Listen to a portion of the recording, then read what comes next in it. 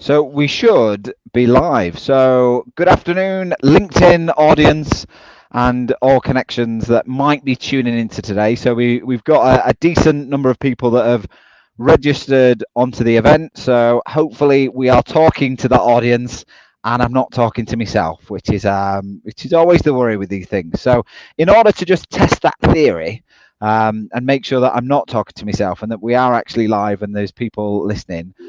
What I'd love people to do is to contribute into the comments section on the LinkedIn live event. So if you are listening and you're tuning into today's session, drop us a little hello into the comment section. Let us know where you're dialing in from. I mean, last time I was doing this on Tuesday, and we had someone all the way from Barbados. So let's see if we can beat Barbados. There is the challenge.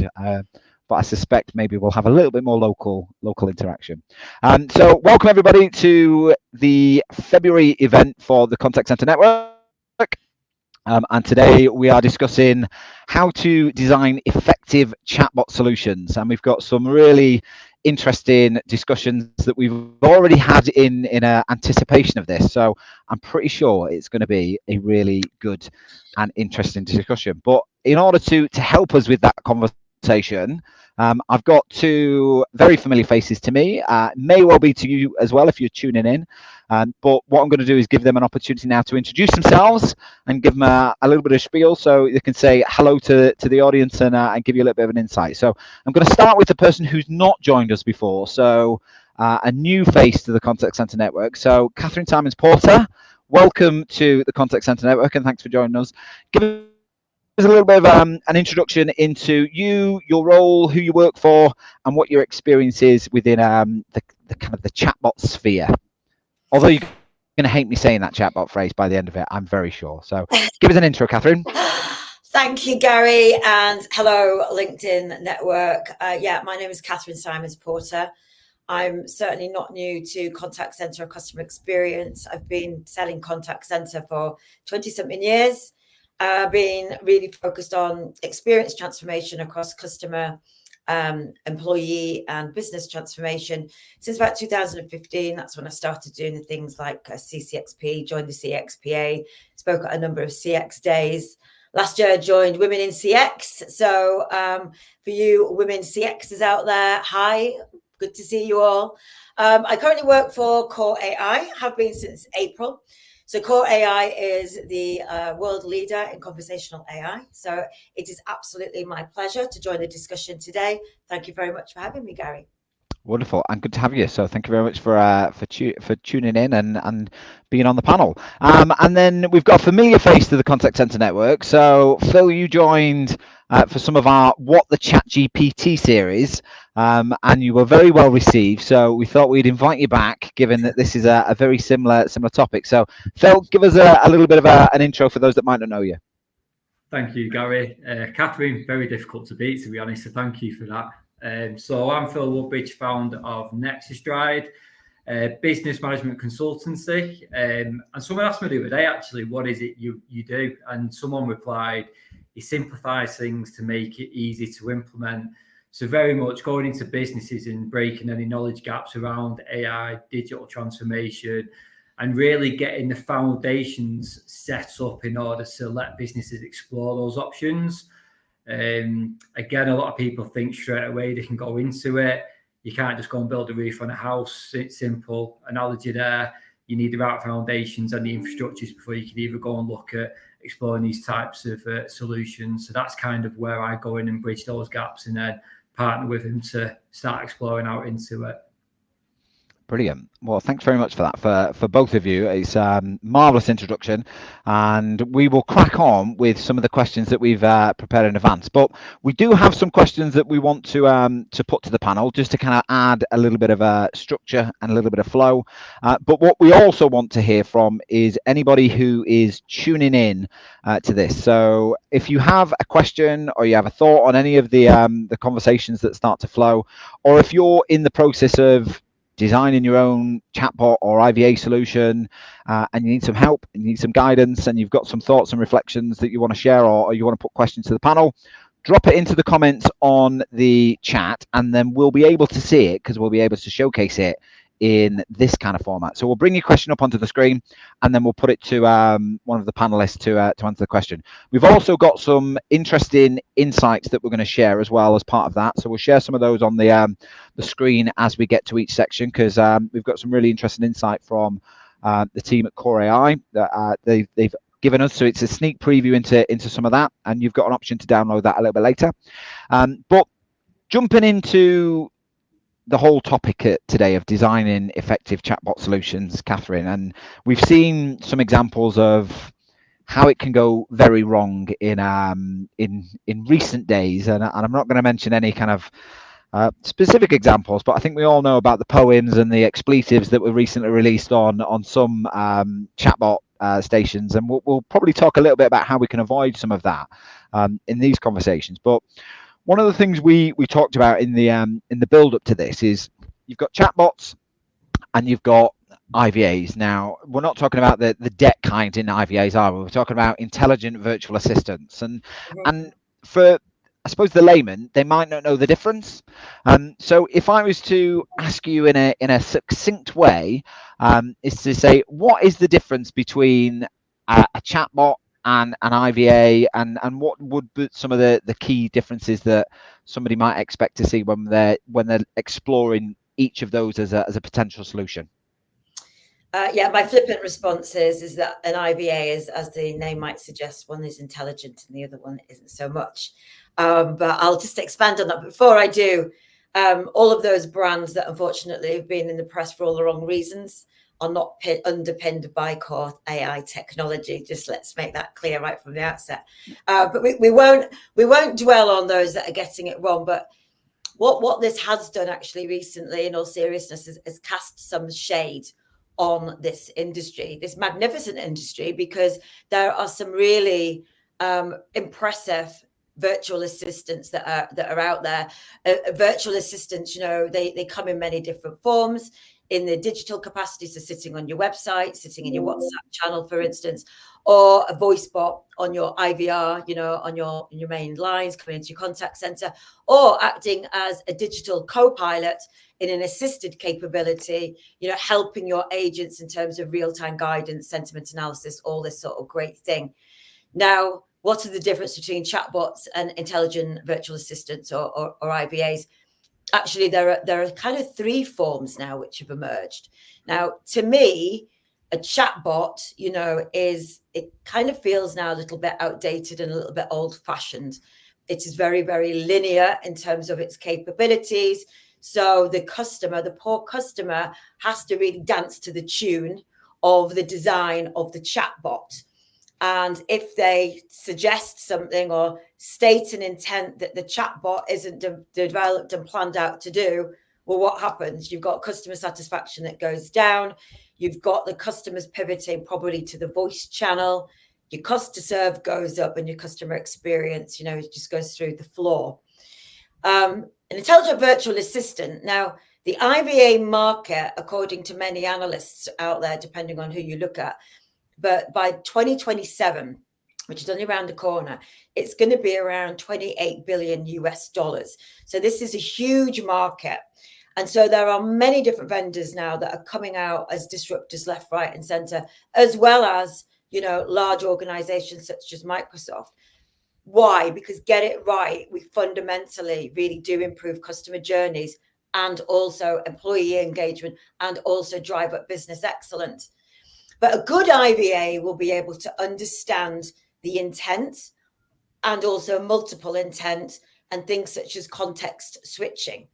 And when I said there were kind of three variants, in the middle, you might have a chatbot that has been built by an organization that might be slightly more immature in their journey, and perhaps they've just connected to a third-party LLM, won't mention those names, without the safeguarding that you really, really need. And unfortunately, that's what we're starting to see, some of these kind of horror stories and lots of blushing people that have actually put that together.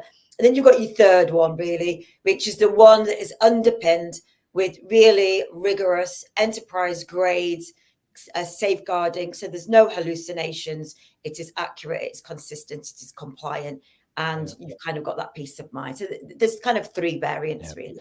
And we'll touch on some of those things that you've talked about there with the enterprise grade. But I think it might be useful just to bring up the slide that you shared with us, which just really pulls out what some of the key differences are between what the conventional chatbot and the intelligent virtual assistant can deliver. And I think I've said this a few times in the promo reel to this, is that the view is maybe that the chatbot needs to die off and the intelligent virtual assistant needs to be brought in. But I suppose there is a space for both of them based on what the customer's requirements are and what their needs are. And we're going to talk about the use case in a second, and I'm going to bring Phil in. But before we do that, Catherine, you shared an interesting stat here. It's just around some of the differences between chatbots and how IVAs stack up against basic chatbots. So I thought it'd be useful just to talk through some of this insight that you've shared to kind of pull out some of the salient points. Yeah, so this is taken from our 2023 benchmarking report, the customer experience benchmark report, which is one of 3. We've actually got an employee experience and then also an agent experience benchmarking report. So what this is clearly demonstrating really is that when you've got a basic chatbot, you're not going to drive out those significant outcomes.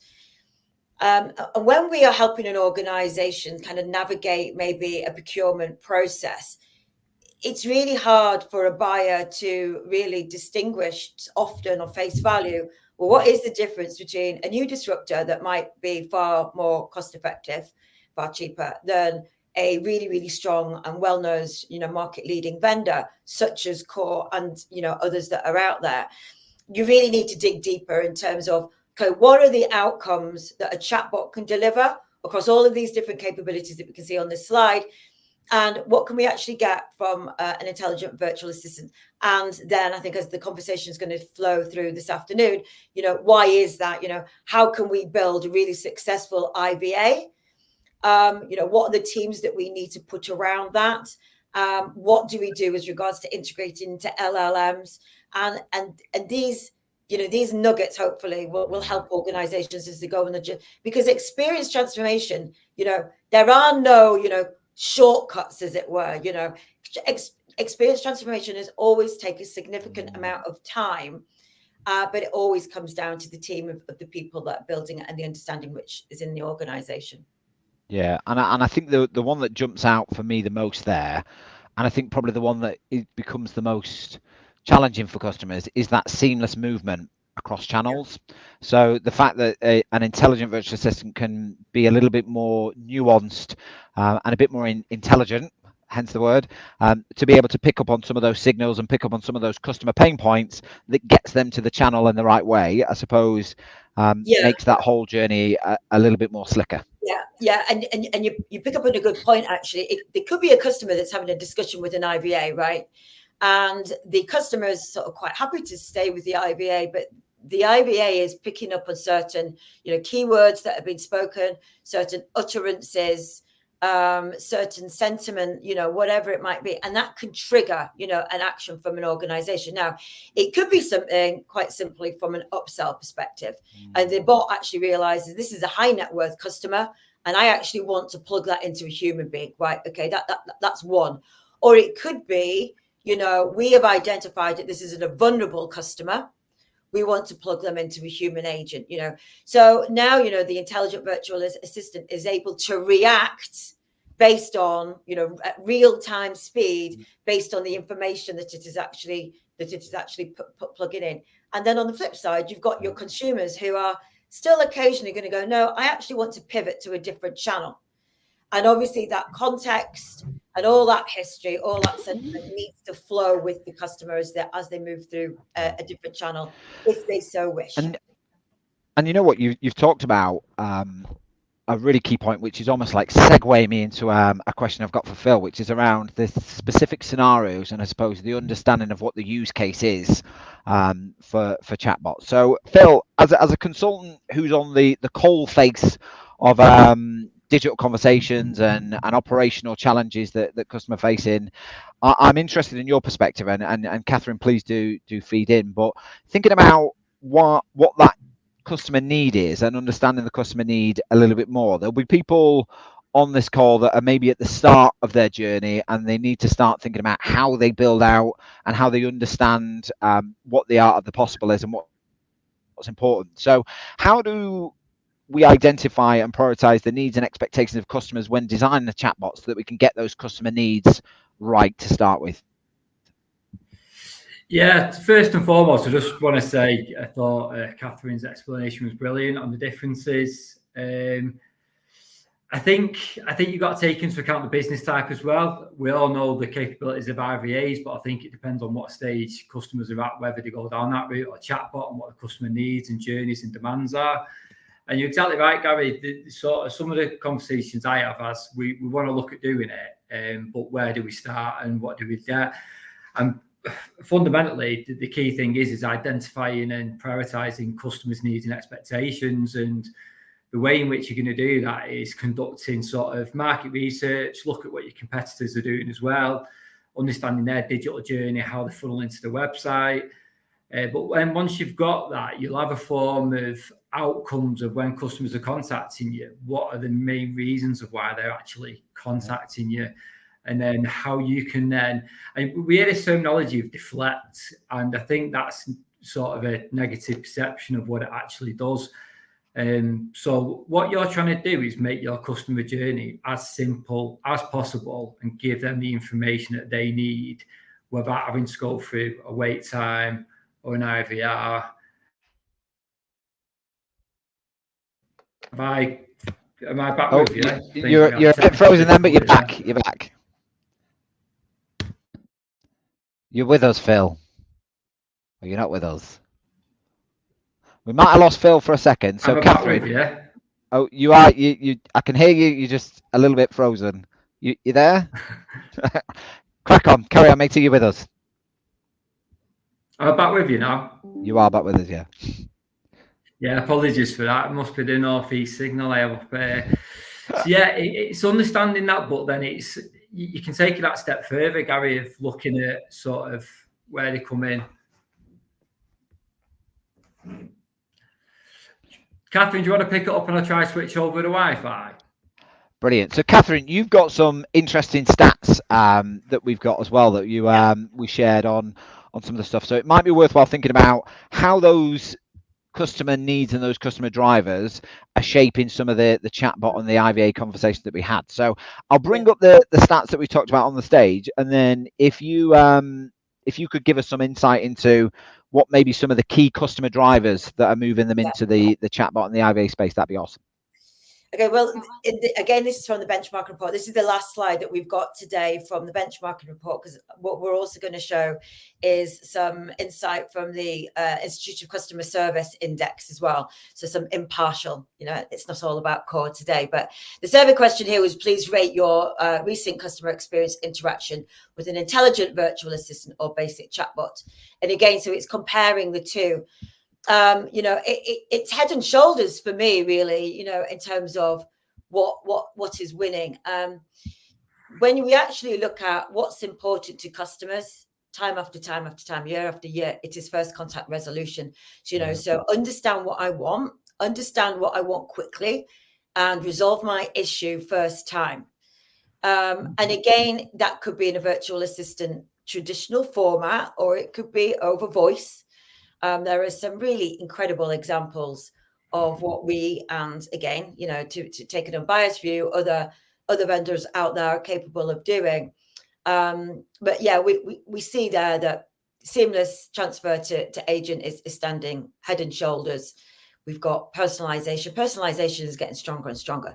Especially in the retail sector, we're starting to see now more retail organizations not just wanting to provide virtual assistants from a service perspective, like how do I return this gift? I want to change my address, more sort of account-based servicing, but now from a sales perspective. So we know that there's obviously less and less footfall, unfortunately, in traditional formats on the high street. So they're kind of saying, okay, how can we replicate and really mirror the experience that a shopper will get online that they actually would get if they were in a physical store. So being able to personalize predictive sales experience, gift recommendation based again on information that it's being fed. I think that is something that we're starting to see really taking off now. It's been really quite slow up until this point. Yeah, and I think there's another slide as well, which is around some of the I suppose the variations between how do we harmonize a chatbot conversation with a human conversation. And I think there's a feeling sometimes that our virtual assistants and chatbots there to replace people. I think this slide and these statistics give a balanced view of that. What would your thoughts and your kind of key comments be with the information that's presented here? I know it sounds like a bit of a cliche now, but the human experience and the bot experience, they are very much working in hand to hand. This particular insight is taken from the National Institute of Customer Service and the report that came out in January, and it's clearly showing that regardless of automation or human assisted channel, consumers just want fast resolutions. Up until very recently, and I think this is something that's going to evolve and get better over time. If you look at insights such as the Contact Center Babel Decision Makers Guide, that sort of report, Steve Morell's report, it very, very much talks to first contract resolution, but still consumers are going into voice channels if they deem that the interaction type is highly complex or highly emotional. Now, it is up to the individual, the consumer, to decide what's highly emotional or highly complex. It's not for the organization to choose because it's so individual to us all as consumers. But what we're now being able to see with intelligent virtual assistants is that IVAs can actually, end to end resolve highly complex and highly emotional type interactions contained digitally or contained within the channel that the IVA is situated in. If it does need to go to a human into an assisted channel, that human can be underpinned with real-time guidance again from a virtual assistant. So it is across, it is across that full customer journey. And I think, Phil, just to bring you back in, because I think you're with us now with full bandwidth. Just finish off with that first question that I think might relate to the audience very quickly, Gary, is just 2 examples of projects I've been working on with clients. And that was as simple as looking at, and it was mentioned on the last webinar that we did, was a client of mine, they had 70% of contact was for the same reason, in which they stored that data in their CRM. So all we did was create a nice simple flow. It wasn't with the virtual intelligence, it was on a standard chatbot that was put on the website, that was easy accessible for the customer. It was then transferred over to WhatsApp, opening up to a bigger demographic of customer, where they would come in, you do a simple ID and free for a customer reference number. They'd ask, can I have a tracking update? And that information was pinged with geo mapping on it, so they could see exactly where it was, and then they could change requests and demands. So at that 70% of contact, 50% of it was actually deflected, and it weren't a difficult task to do. So that's how powerful, but how simple it could be if you use the right data that you have access to. And it's all about just opening up that information that you store internally that the customer can access immediately. And Catherine just hit the nail on the head. Customers are looking for a quick resolution. And you know what trying to do that's push the data through. You touch on an interesting point, and I think it's one that a lot of the audience that's tuning in for today will be looking at, is to say, how do we start to introduce these channels to help with voice demand and deflection into chatbot channels? What's some of the kind of the themes that you're seeing, and some of the deflection rates that you're seeing the introduction of either chat or IVA is driving into improving the operational metrics? Yeah, I'm seeing a lot of nervousness, to be honest. Some of the guys I'm working with at the minute are predominantly telephony based. So when I go in and mention, have you thought about a chatbot or an IVA, straight away it's no. I think it'll impact my customer experience. Customers won't like it. We value customer satisfaction, so we believe we should be speaking to them on every interaction. So what we did there was build a very basic flow which enabled customers to get the information that they were ringing in to get. That was part of their account journey anyway. And it was a soft launch. So what we did was we just basically put it on the website to begin with and let organic traffic go and see it. And immediately you could see people more receptive to engaging with that than actually picking up the phone and ringing up, because it was simple for them as well. And it's because, oh, go on, sorry. Yeah. Sorry, Phil. No, go on, mate. No, I was going to say it is customer choice, isn't it? And I think there's an interesting point that's been raised by Chris here that kind of jumps on both of those, I suppose, points that you've just made around, should we be worried that neither the human agent or the IVA scored highly on the experience was easy? It suggests that there's a lot of work for us to do. And that customer perception is that sometimes they are hard work to do, so they avoid using them altogether. What's your views on this point from Chris, Catherine?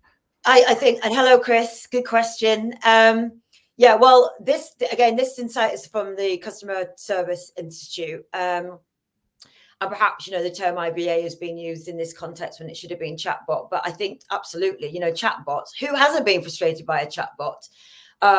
Often still, your chatbot pops up and your heart sinks a little bit because they've got a really bad reputation, because great customer experience delivery, it doesn't happen by accident, it happens by design. And I still actually speak to prospective customers, organizations, when we're right at the start of the journey. And I ask them, have you spoken to your insights team? No. Have you spoken to your customer experience people? Nah. Okay. So, and I've always said that fundamentally the biggest barrier to delivery of great customer service are the silos that operate in the organization. It's not actually the technology. How long have we been talking about omnichannel? 20 years now, 20 years omnichannel. Not new. And we still haven't really got it quite right. An IVA's chatbots, AI technology is just another technology that can underpin great transformation when organizations do get it right. And the organizations that are getting it right tend to be the ones that, newsflash, speak to each other as an organization, get in a room, and map out, what does the customer journey look like? What does the customer sentiment look like? What is the intent? Spend time to do all of this sort of work. And then you can start to think about the technology that needs to underpin the transformation. Yeah, and insight is probably the most underused thing in forming what you actually want your chatbot to do. And actually, is there a common purpose or a common goal from the customer's perspective that could be quite easily solved by a chatbot solution or an IVA solution? And I think I want to talk a little bit about the. Go on, Catherine, and then we'll move on to technology integration. I was just going to add, we all know for many years, customer experience transformation projects have been, put onto the backbench because the ROI hasn't been there. And perhaps, certainly vendors that are helping organizations on these journeys, we all need to do more to sort of help them understand what the ROI is throughout the different phases. A good vendor that you partner with should be walking you on a minimal viable product 1, 2, 3, 4, etc., and being able to prove what the MVP worth value is, in a defined section, and that will then carry the business case forward. And I think that by doing these sort of initiatives should help customer experience transformation, speed up in terms of that time to value. Yeah, definitely. And Phil, I just want to bring you in here when we talk about the technology aspect, because I think we've talked before around having the right systems in place in order to help have a really effective online conversation, either through a chatbot or other means. So when we talk about that technology integration, and Catherine, I think you'll have some input into this as well.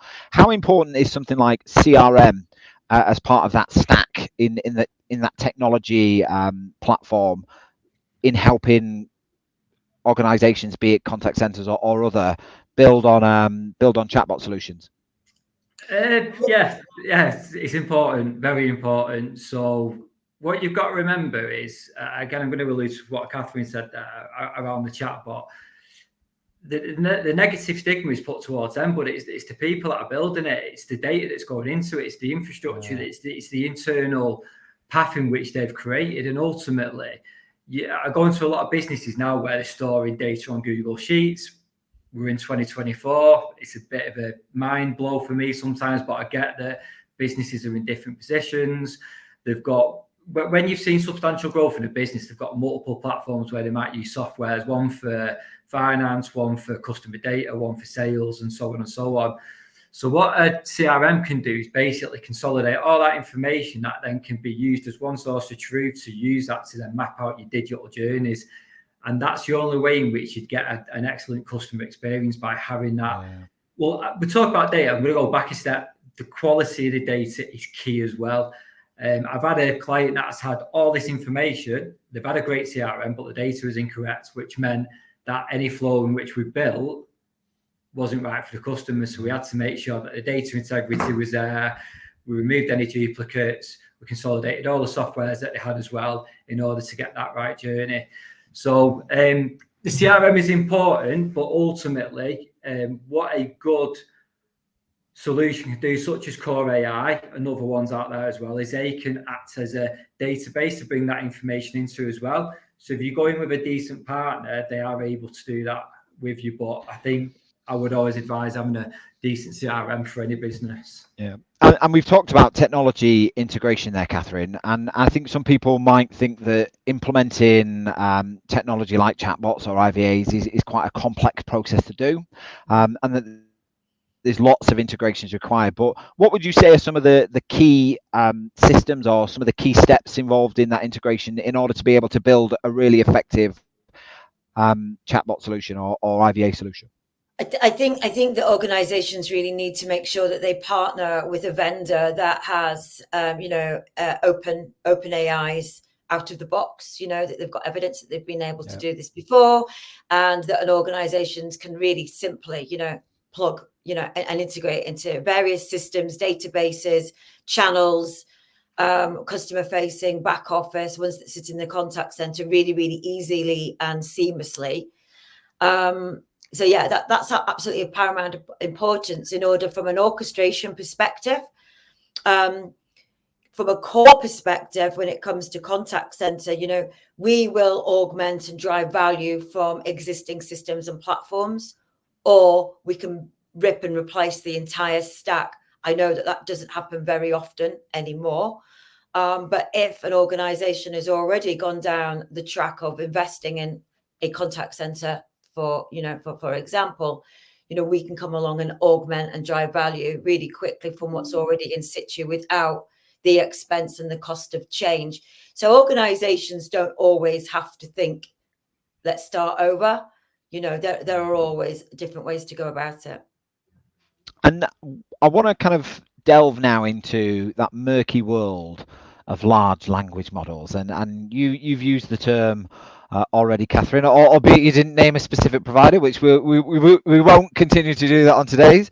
But there are lots of different large language models out there, and I think, listen, it sounds like maybe there's a bit of hype on it, but there's lots of them out there, and there's loads in the mix. So how integral is it that a chatbot solution or an IVA solution draws down from a large language model, and how does that help enhance the overall chatbot interaction?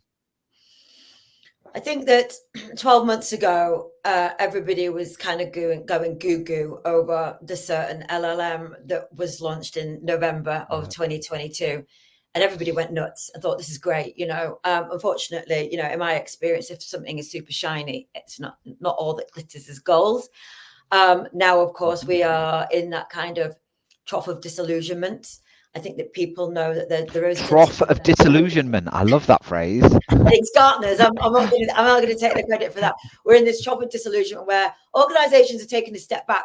And also within these teams, these villages that need to be put together in order to, deliver and to develop great, transformation are the data scientists. They are the ethics people and compliance teams going, hold up, let's just slow down. Let's just look at what the impact might be. How can we safeguard our data? Now, I'm not saying that you should not use an LLM.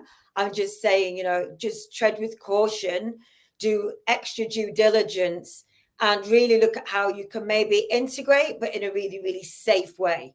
You can integrate and use an LLM. Some vendors, including Core and others out there, again, with my unbiased hat on, I'm trying not to do this in a sales pitchy way, I've promised already to Gary. Some vendors have an onboard LLM, such as ourselves. So, and that means that it is safe. It's got the enterprise guardrails. But but being able to tap into an LLM that is out there, you've got the whole internet of information. The world is your oyster, but be careful. Be careful what you wish for out there when you're building these things. We're hearing you, Catherine. And Phil, I want to bring you in from an AI and machine learning perspective, and kind of get your thoughts on what we need to do to enhance the technology and almost train the technology, I suppose. So we've heard the term AI before, we've heard the term machine learning, but what does it mean in more simple terms, and how does it contribute to the evolution of chatbots, I suppose? What would you say are some of the challenges in implementing those technologies, and how do we get around that so it becomes a sustainable solution? So for me, what I see is one of the biggest challenges is people want to explore it, and there is a slight gap in knowledge of key foundations to look at. And I promise this isn't a sales pitch, but people will go and invest in a bit of software, which does come at a cost because they're not really gone over the ROIs. But then what would happen is BAU activities will always take over. So whether that's pressure from, we've got to hit a sales target, we've got other business objectives, we've got other business meetings. That's one thing that I see a lot. So they'll go and look at exploring digital, AI, IVA, chatbots, however you want to call it, omnichannel. They'll come up with a basic plan, put it live, and then other things in the business take over, which is understandable because BAU activities are key. And that's when you'll get the negative customer experience, bad perception. So I think that a key part of bridging those gaps is having a dedicated person, whether that is someone like Catherine at Core, whether it's an external consultant like myself, you, Gary, or whether you go for someone internally that has a proper onboarding who can then control that project and be the key point of delivering and executing the plan. So I can sit there and put it in simple terms, Gary, but I think going out there, it's been out there a long time. I think it is simple when you look at it, but I think it's allocating the right resource to it, which people you're right. You've touched on an important point. Is to say when we launch any new technologies, and I see this a lot with speech analytics engines, etc. And say people launch the speech tools and then think it's going to do the thing for itself, whereas actually you've got to think about the categories, you've got to think about the root cause analysis that you then do off the back of it, because it doesn't do all that for you.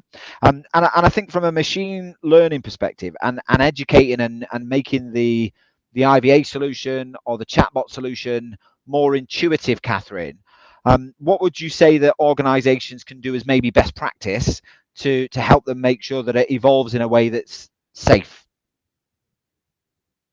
And I'm going to let you take yourself off mute. And then, sorry. I think as Phil said, it comes down to the team. You need to have an NLP analyst in there. You need to have a conversation designer in there. You need to have a lead architect in there. You need to have somebody that understands the insights which are coming into the organization. Excuse me, and then and customer experience. And it needs to be a consistent journey. It's not a one and done. No matter how low code the code is, your bots are a process of evolution over time. Again, any vendor that is worth their salt absolutely should be able to provide you with real-time and historic information, and that information should be talking around the performance of the bots in terms of what are people asking for, what are the intents, what are the utterances. So then you're able to use the bot to be able to develop and to constantly to learn and to advance You know, we know that consumer behavior is extremely fickle. So what works today might not work come Monday. You know, we've seen that certainly from the pandemic, you know, or other factors, Brexit, or, you know, the mortgage rates, you know, demand on the contact center, or it could be in a real-time training perspective for assisted channels. You know, how do we adapt to different agents at different tenures within the recruitment? So the bots need to absolutely need to be agile, but you need to be tapping into those insights dynamically, and really look at how you can actually learn. I think there's an interesting question. Sorry, mate, a really good example here is Bill, probably about 6 weeks ago, built a basic chatbot, and it allowed customers to be able to go online without having to go through voice channel, be able to look at balance, make a payment, and do it from a self-serve perspective. When we were reviewing the stats, the conversion rate was higher than what it carried on voice, but then we also did see that when people were engaging with make a payment, there was still a dropout rate. So we continuously reviewed that data and thought, how can we tailor this now to be better for the customer and support the business internally from their measures? So on the back of that journey, then rather than make it self-serve, we put it straight through to a operator. And again, on the back of that, we saw the conversion rate improve by a further 18% because we were going through to someone, and that outweighed the performance that was done on the voice channel. So to give you some stats behind it, we're talking a 10% conversion rate versus a 60% conversion rate. And you know what? I think what that does is it kind of really brings home the point that Catherine made really earlier, is to say, right, it's not always about the bot. It's about that human and bot integration and how you harmonize the two. And I think I just because there's an opportune moment in terms of talking about machine learning and AI and how we can help it evolve. There's a really great question from Lawrence in the chat, which is talking about how important is it for businesses to ensure that they have up-to-date knowledge bases which can provide accurate information to the bot solution for automation. So, Phil, I'm going to come to you for that first, and then Catherine, if you've got any particular thoughts on that as well, it'd be interesting to hear. So, Phil, you're smiling as if you've got a gem to share. It's a great question, Lawrence, and funnily enough, Catherine, Gary, and I had a catch up this morning, and what was the one comment I said? The hardest part of any digital transformation and going through things such as your chatbot or IVA is making sure that your internal knowledge base and content is up to date. So yes, it's probably the most important part of the start of the project, because if that's not up to date, then you're going to push back the wrong information, whether that's to customers or whether it's to your internal staff as well, because Catherine's touched on it a few times, which I haven't. This IVA and chatbot is just as effective used internally as well. So yes, I mean, one of the projects I did, I'd probably say, we're going back a number of years now, we probably spent 3 months before even going live with any of this, because we had to revisit all of the content. And once we'd done that, it was a continuous cycle of evolving of what the customers wanted, being up to date with products, being up to date with markets, competitors.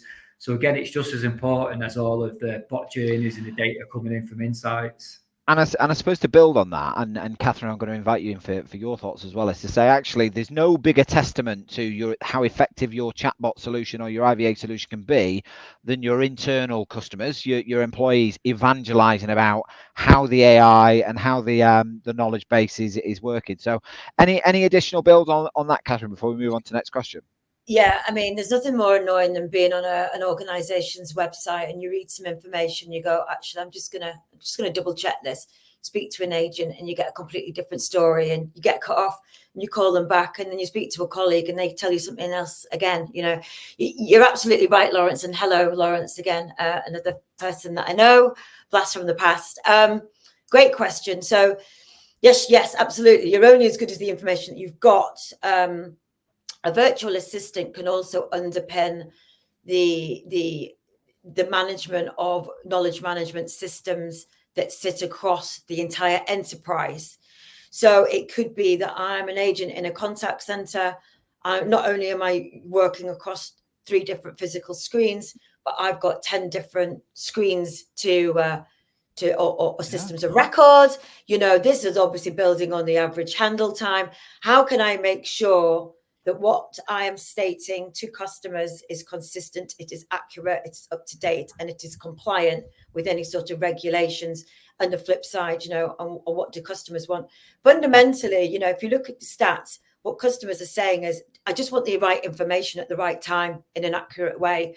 And when I can't get that, that is when I might start an IVA conversation or call into a contact center and speak to a human.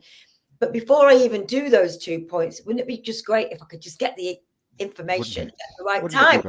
So you need AI to be able to be working along, in the background of all these different knowledge bases and pull the right information at the right time, and to make sure that the knowledge article is the most up-to-date, compliant and accurate one. And you know what, that has massive advantages in terms of managing the efficiency of the contact center and actually making sure that your average handling time is in a good state, as well as the deflection rates that you might then see off the back of introducing a solution. So it's not just about the deployment of a chatbot solution, it's about getting all the basics and getting all the fundamentals right that's going to support the employee experience. And we know that great employee experiences lead to really great operational excellence, which leads to great customer outcomes. So if we can fire all those things in the right way and then deploy that into a chatbot solution that's going to provide a really great customer experience, wouldn't that be a wonderful interaction with the contact center? Brilliant. The next question I've got, go on, Phil, before we move into the next one, which is around coming to you around personalization. Yeah. So did you have an next one there, Phil? Yeah, I mean, it's one of them. It's not about having one approach. I think what you can do with all this new digital stuff now is you can modernize, you can adapt, and you can personalize different messages. And the key word that I use quite a lot when I'm going into sort of proposals or working with people is segmentation. So probably not enough people look at segmentation that delivers different customer journeys and personalized journeys of, I mean, let's keep it simple. You might have your VIP customer, which is your highest revenue generating. How can you personalize that journey to look after them, to retain them? How can you then look at your second segmentation to give them a bit of a different journey, whether that's an improved wait time or it's through to a certain skill of operator, then to try and get them to a VIP status and grow. A lot of businesses, when they're trying to grow or look at revenue, they straight away they're going after new customers. It's easier to sell to a customer that you've already got and grow a customer that you've already got, and it's more cost effective. So if you can personalize journeys based on your existing customers, based on what they want to see and how they want to see it, it's going to be a lot cheaper and more effective for you to do. Yeah. And you know what, there's a comment from Julian Woodhouse here just around data and data security, and I suppose it links to some of that stuff that you're talking about when we start to personalize the journey. So I just want to flash this one up on the screen. Information accuracy is absolutely paramount, as many customers will follow up information gathered automatically through self-service options by calling an agent to a live agent to verify. And I think when we think about that kind of experience that customers are going through and how the chatbot interaction can make sure that it's customers are protected in the right way, Catherine, I'm going to invite you in to kind of share your thoughts on how we start to use data and information to make sure that we're really supporting customers through the journey and doing it in a compliant and ethical way. So what's your thoughts on Julian's comments on here? Well, I think absolutely right. Completely agree. I think we touched on it earlier.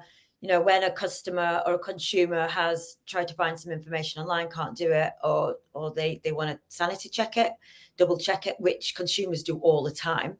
I think, again, in the National Institute of Customer Service Index, there was another stat that I read that still over 50% of consumers call the contact center just to double check something that a chatbot's told them, which is crazy, really, because actually that does double the cost to serve. So, organizations absolutely need to get it right by making sure that the information is consistent and accurate.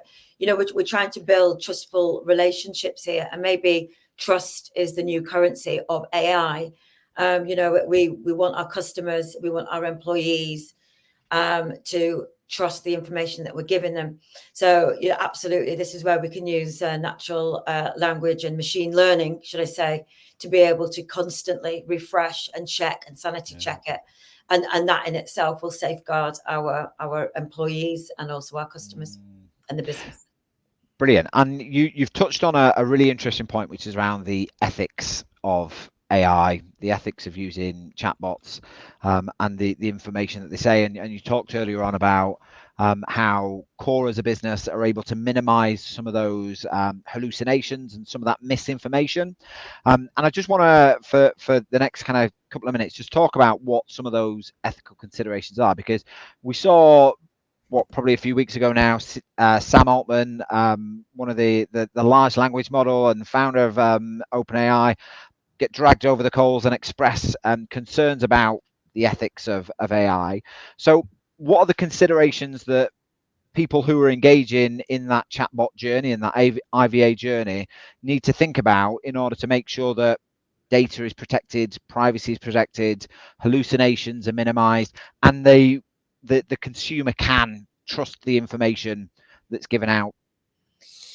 You know, my opinion really is that the third party LLMs right now, you know, the speed of change, you know, I could completely eat these words in 6 to 8 weeks times, who knows, you know, that they are not quite enterprise grade ready. From a core perspective, our prospective customers and indeed our existing customers have a choice of two. Either you can use our onboard LLM, and that is, as I said earlier, really rigorously tested. It is enterprise grade. It just envelops, you know, customers' data in those safeguards. There's no hallucination. It is accurate. It's up to date. Or we can integrate with any one of the LLMs. Or we've actually got on our roadmap to be launched next quarter a solution called Gale, which actually enables or will enable an organization to build their own LLM. And that is ideal for organizations that have a really, you know, experienced, incredible developer pool within their organization. So yeah, it's typically up to the organization. I am seeing, when I'm having conversations with customers, this time last year, they were more than happy to go out and integrate with other LLMs. Now, absolutely not. And I think it's because, you know, we're starting to see new stakeholders coming into the mix that are just slowing down the process and saying, no, let's just consider the impact. How can we secure our data? You know, and looking at the regulations and governance, such as your DPA and things like that. Yeah. And I suppose there is a real nervousness out there, Phil. Are you seeing anything similar? Or are you hearing any ethical concerns around use of AI? I just think for me, Gary, it's all around sort of being transparent and ensuring you've got a good data privacy policy in place, that it's accessible, you're transparent.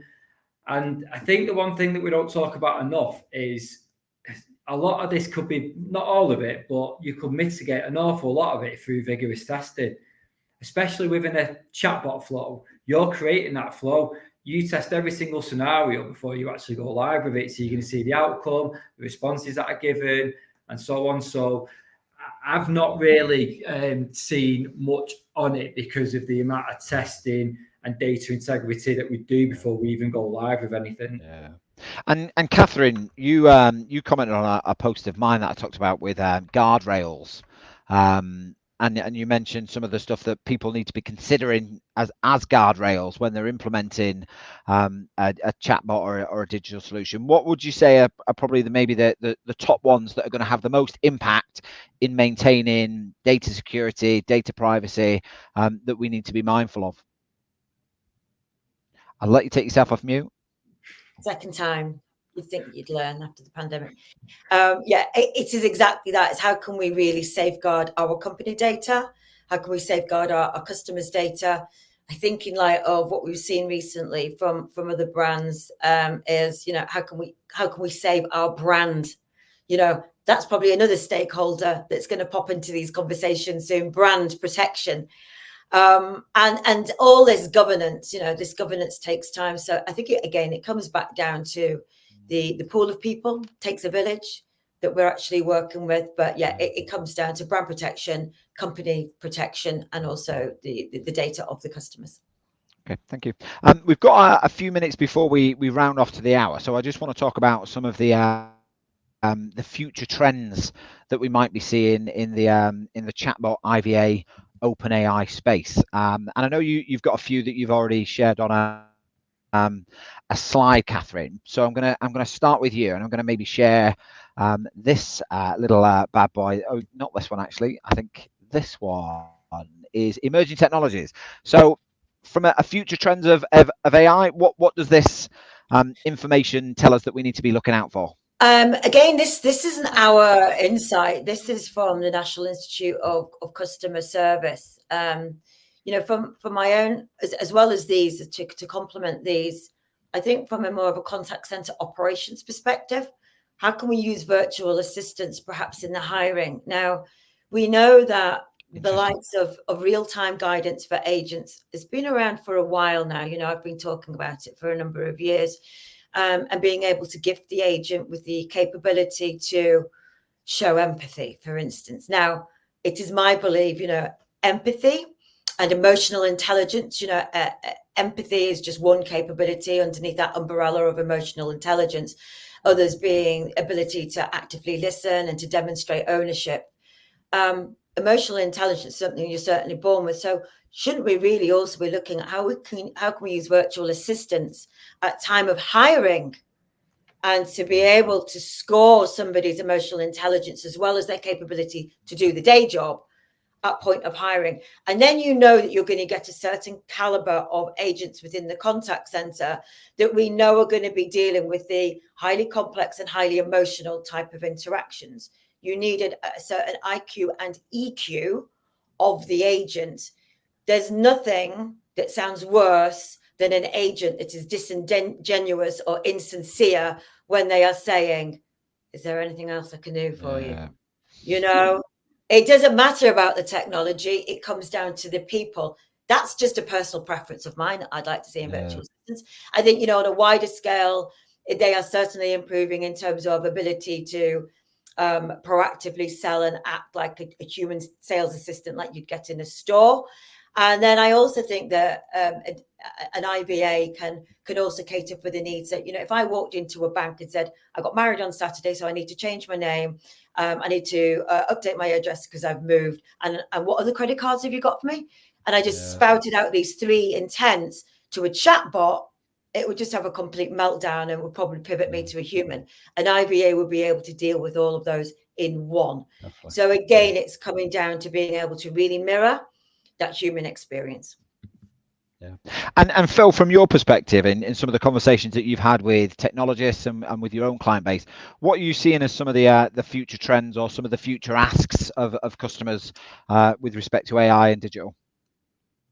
Yeah, it's just going to be further advancements and improvements on what they've currently got, looking at the foundations, more personalization, looking at, Catherine sort of quickly touched on it then, it's going to be at the point of being able to complete e-commerce transactions.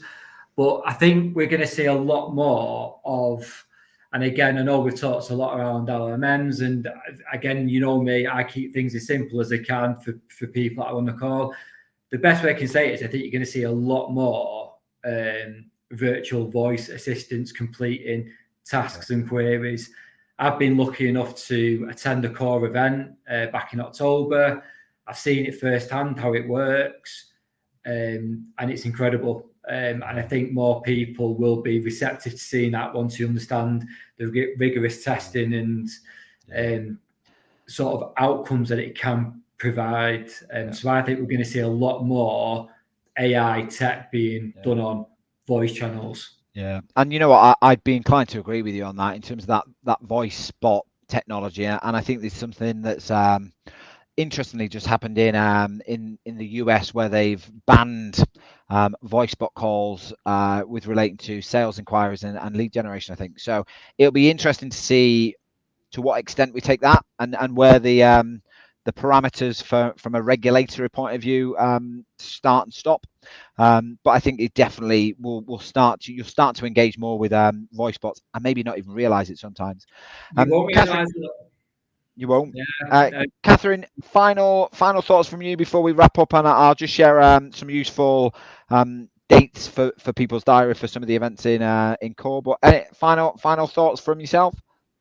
On the point of voice bots, I don't know whether in the US that's from an outbound activity rather than inbound. You know, yeah, to your point, when I listen to some of our demos, voice bot demos, you can't really tell the difference whether it's human or not. Now, there is another debate on should we be telling consumers that they are speaking to a bot or to a human, but we'll save that for another afternoon. You know, a final point for me is we're going to share the slides for the CX benchmarking report, or share the link, should I say, people can download that report. But also I wanted to mention that on Thursday mornings, every Thursday morning between 9:30 and 10:30, we run an open walk-in demo clinic. So come and put our senior SEs through their paces. No question is too difficult. I could say that because I don't think they're on this call. So, but yeah, absolutely. Just register, come and see what all the fuss is about, ask the questions. We also, after this, give people access to our sandbox environment, and you can start to build your own bots. So that's it for me. It's been an absolute pleasure, Gary. Thank you, Phil. So we're going to share both of those links so people can access them. Phil, very briefly from you, any final thoughts?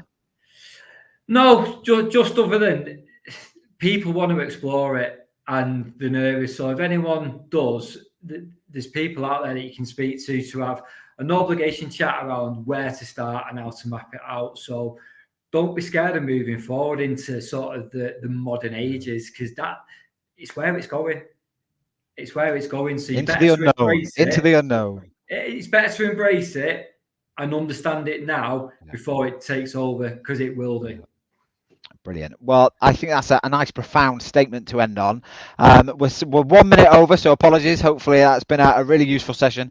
Thank you very much to my guests, Catherine Simons-Porter from Core AI and Phil Woodbridge from NexusRide. I've been Gary Gormley of Fab Solutions. This has been the Contact Center Network, and hopefully, you'll tune in for March's episode, where we've got Max Contact's CEO Ben Booth joining us, and Martin Teasdale, Get Out of Rap podcast extraordinaire and TLC community founder, where we're going to be talking about contact center careers and how the contact center agent role is no longer just an entry-level role. And we've got some really good success stories to tell us what career mobility you can have in the contact center.